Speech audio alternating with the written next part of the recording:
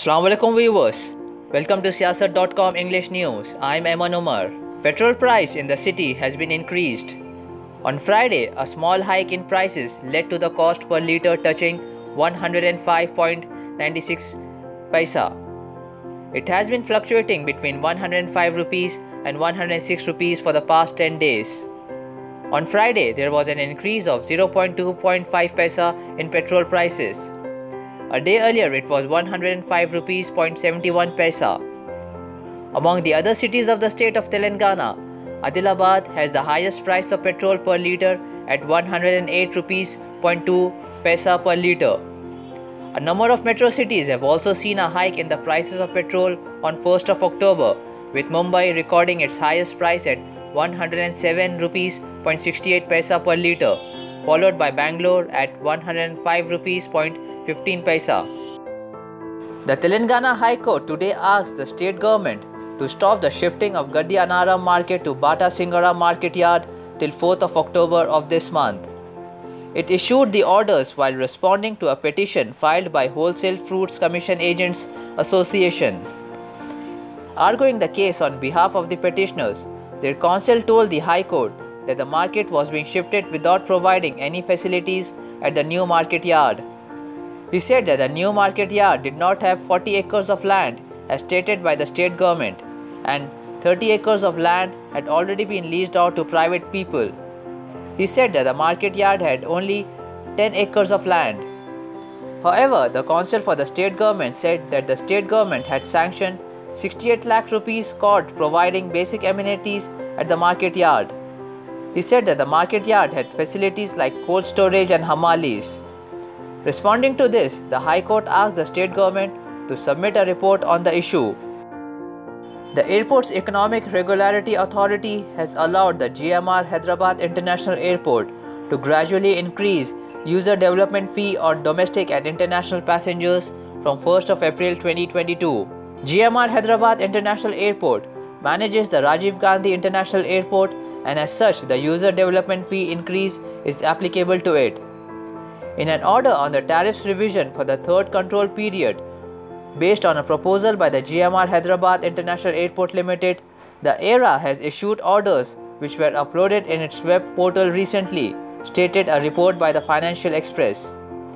As per the AERA's order, the airport operator was allowed to increase the user development fee from the existing amount of 281 rupees to 480 rupees for domestic passengers and 393 rupees to 700 rupees for international passengers respectively from 1st of April 2022. The special COVID-19 vaccination drive is being implemented in Telangana state successfully. According to the health department officials, till 1st of October, more than 2.5 crore persons have received a single dose of COVID-19 vaccine. So far, 87% of the eligible group of persons have been vaccinated. The officials of the health department have said a total of 2.87 crore persons are eligible for the vaccination in the state. Out of them, 2.5 crore persons have received at least a single dose, while more than 68 lakh persons have taken 2 doses. The members of a group Bharat Mata Vahini are allegedly making an attempt to disturb the communal harmony in Gurgaon. According to a report published in the Indian Express, a citizens forum, Gurgaon Nagrik Ekta Manch, has alleged that Bharat Mata Vahini members are trying to disrupt namaz by raising slogans at the prayer sites. In a letter, the GNEM members have urged the police commissioner to take appropriate action. They have also met the Deputy Commissioner of Police in this regard. Founding members of GNEM, Altaf Ahmed, alleged that Bharat Mata Vahini members are not only appearing at the prayer sites on Fridays but also raising slogans with an intention to disturb the communal harmony. Ahmed further said that earlier an FIR was also registered against the group. However, the group members are continuing their activities to disturb communal harmony. Meanwhile, DCP Ashta Modi has said that a necessary police force will be deployed at prayer sites to maintain peace. According to the Union Health Ministry data, India has registered 24,354 new COVID-19 cases on Saturday, taking the tally to 3,37,91,061 cases. The active cases has declined to 2,73,889. The death toll climbed to 4,48,573 with 234 fresh deaths according to the data. The active cases comprise 0.81% of the total infections, the lowest since March 2020, while the national COVID-19 recovery rate was recorded at 97.86%, the highest since March 2020. A decrease of 1,335 COVID cases has been recorded in the total number of active cases in a span of 24 hours.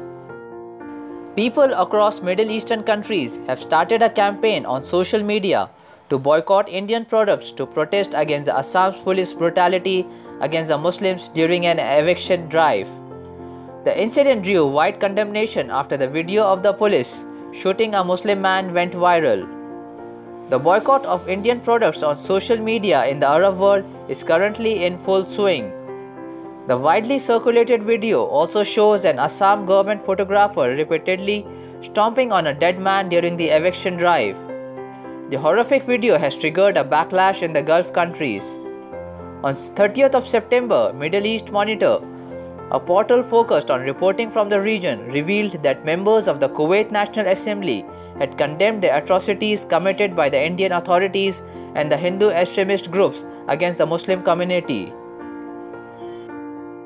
The Saudi Arabia authorities from today are allowing for more number of people to pray and perform Umrah at the Grand Mosque in the holy city of Makkah. As many as 1 lakh worshippers and pilgrims will be allowed to enter the holy place for the first time since the COVID-19 pandemic.